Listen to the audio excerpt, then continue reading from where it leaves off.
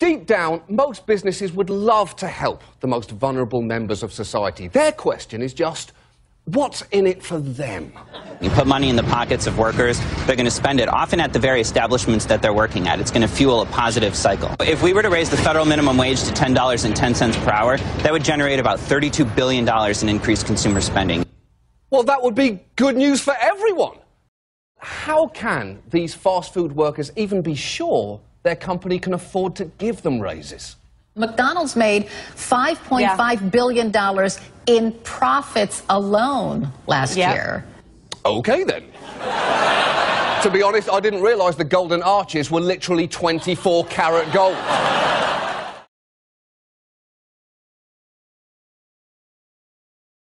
Yesterday, Senator Tom Harkin and Representative Rosa DeLauro reintroduced legislation that would set a baseline for paid sick days in America.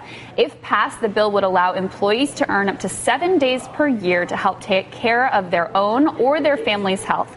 For those wondering about the burden on free enterprise, interestingly, there's actually evidence that this bill may help business. According to some estimates, coming to work sick costs the economy $180 billion each year in lost productivity. And it's gross. And it's gross. In the guest spot today is Ellen Bravo, Executive Director of Family Values at Work, an organization fighting for family-friendly workplace policies. Thanks so much for being with us. My pleasure. Thank you. Hey, I wanted to pick up on something Crystal was reporting about the data that shows that this might be even good for the economy because of the productivity issue. A lot of businesses respond that they'd rather make their own productivity decisions here. And so I'm wondering what you think about the context of a recession and trying to actually build support for this kind of federal policy.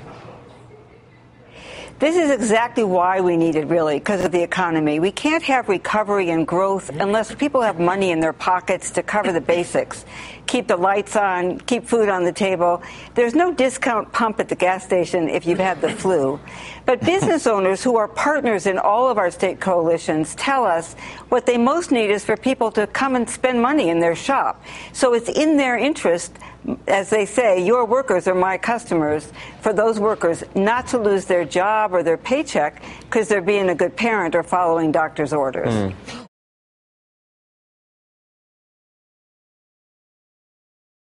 If those big chain stores were to raise the wage floor so that the lowest paid worker made essentially $12.25 an hour or $25,000 a year for full-time employment, right, which would be about a 27% raise from that typical retail worker now, what would that do? And we found, the report's being released tomorrow, we found that it would lift 700,000 people and their families out of poverty. It would give about 5.3 million workers a raise. And it would create about 100,000 jobs because you're putting money in the hands of people who are going to spend it. It would be essentially stimulus. It would be a private sector, retail-led stimulus. The thing is, low-wage workers are job creators, right? Low-wage workers are the people who are going to be spending 100% of their income, not able to save any. I mean, this is an unfortunate thing. It links back to the show yesterday about debt. Right. But if we are looking for, in a slack economy, if we are looking for what is going to be the strongest multiplier effect, money back in the pockets of working people is great. Workers.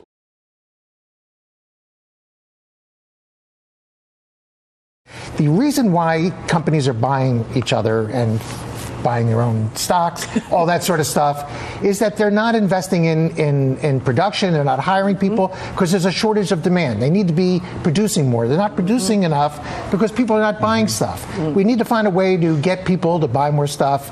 Government can buy more stuff. That's the Lord Keynes point that you were making earlier. And it's very helpful for the family. 15 million Americans will benefit from that. But it's also good for the economy because if they have a little extra money in their pocket, then they're going to go out and spend it, and that's going to be very helpful to the economy. And so small businesses are going to see people who are coming in and they have just that little bit extra cash to spend, and that will help grow our economy. And so we're hopeful that because the American people are behind it, then that will put pressure on Congress to do the right thing. Now, we immediately heard, of course, particularly from Republicans in Congress, the counter argument that raising the federal minimum wage will reduce the number of jobs that are available, that will hurt small businesses.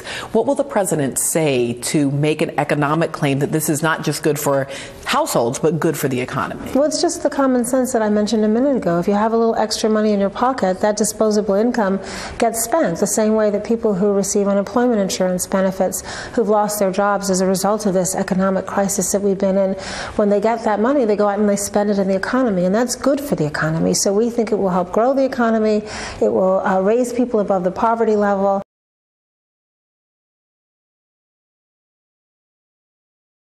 Servers in America have 3 times the poverty rate of the rest of the U.S. workforce and use food stamps at double the rate of the rest of the U.S. workforce, which means the people who put food on our tables cannot afford to eat themselves. And guess who's responsible for this? A good friend of yours. Ann Coulter? Trying to think. Who is an evil friend of mine? A man named Herman Cain. Oh, a friend of mine. A man named Herman Cain, when he was the head of the National Restaurant Association, which, by the way, we call the other NRA. The other NRA has been named the 10th most powerful lobbying group in Congress. By the way, they're the same people who named pizza a vegetable in Congress, right? Back in 1996, they struck a deal with Congress, Democrats and Republicans, saying that they would not oppose the overall minimum wage continuing to rise as long as the minimum wage for tipped workers stayed frozen forever. And so it has for the last 22 years. And, you know, McDonald's, their profits went up, I think, 130% in the recession. And Elizabeth Warren, you know Elizabeth Warren, made a great point recently. She said, if we started in 1960, I want you to address this, Dave. All right. And we said that as productivity goes up, the minimum wage should go up the same. Today, the minimum wage would be $22 an hour. But it's actually $7.25 an hour. So she said... 13%. Yeah, she said, okay, $22 an hour, but it's actually $7.25. What happened to that other $14.75? It didn't go to the workers. Now, people who work for that little money, they have to be on food stamps. Who pays for food stamps? The American taxpayers. Think about that again on Monday when you're paying your taxes. So isn't it time we stopped subsidizing these rich corporations' profits? Because we're the ones making up the difference. No. They also mean they're putting more money into the economy. That's so right. these workers who have higher wages are going to be able to pay their own bills and not be on government subsistence. That's right. And okay. put more money toward their own industry.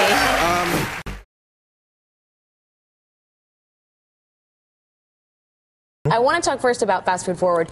You guys have a solidarity movement today. Tell us a little bit about your efforts and, you know, how optimistic you are about affecting change among fast food workers. So today we're actually joining fast food workers with car wash workers, supermarket workers, airline workers, workers from all over the city to come together to say that we can't continue to sustain an economy based on low-wage work. Eduardo Porter wrote a column in the Times yesterday about how we were increasingly becoming a low-wage economy. And what we're seeing in fast food restaurants all over the city and all over the country is that people just can't afford the basic necessities of life. They can't put food on the table. They can't put clothes on their kids' back. Many of them don't even have the money to, afford transportation to work. They can't afford a train ride. They end up walking to work. There was a guy who worked in Harlem who was walking to Bushwick in Brooklyn, which I don't know if you know how far that is, but it's 9 miles. Yeah. And he was walking that because he didn't have the train fare to get to work. And many times these workers are relying on public assistance, food stamps. You guys were just talking about food stamps before. They serve us our food and can't afford food themselves and rely on food stamps. So we are subsidizing these multi-billion-dollar corporations because of what they refuse to pay in wages and what they refuse to give in benefits. Well, and that's to that point, Jay. The Atlantic describes that fast food weathered the recession and the biggest names are seeing big profits. Yum Brands, which runs Pizza Hut, Taco Bell, and KFC, saw profits up 45% over the last 4 fiscal years, and McDonald's saw them up 130%. After Walmart, Yum Brands and McDonald's are the second and third largest low-wage employers in the nation. Actually, just to be kind of self-interested about it, for the wealthy to get wealthier, for these big corporations to maintain their profits, they need people to get out of poverty. The people who go out and buy the dollar meal, the people who go out and shop at Walmart are the people who have edged out of poverty. They're not your folks who are going to Saks Fifth Avenue. So they're individually, from each company's perspective, yeah, okay, you push down costs, you increase profits. But collectively, all of those companies need to recognize that that's 1.4 million workers who are going to be their consumers and their customers. Maybe not in the store, but at McDonald's just around the corner. And that's why it actually is in everyone's self-interest to get people out of poverty, to pay them a living wage. And then you don't have to also give them food stamps, right? It's not in anyone's... There's not Democrats who want that, and companies together should understand that these are their customers as well as their workers. Well,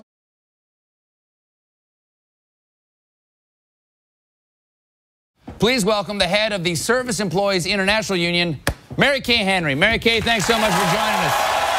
We cannot have a strong economic recovery in the United States if workers don't have money in their pockets so that they can buy goods and services, so those companies can hire more people, and we can have an economy that works for everybody in this country, not just the corporations.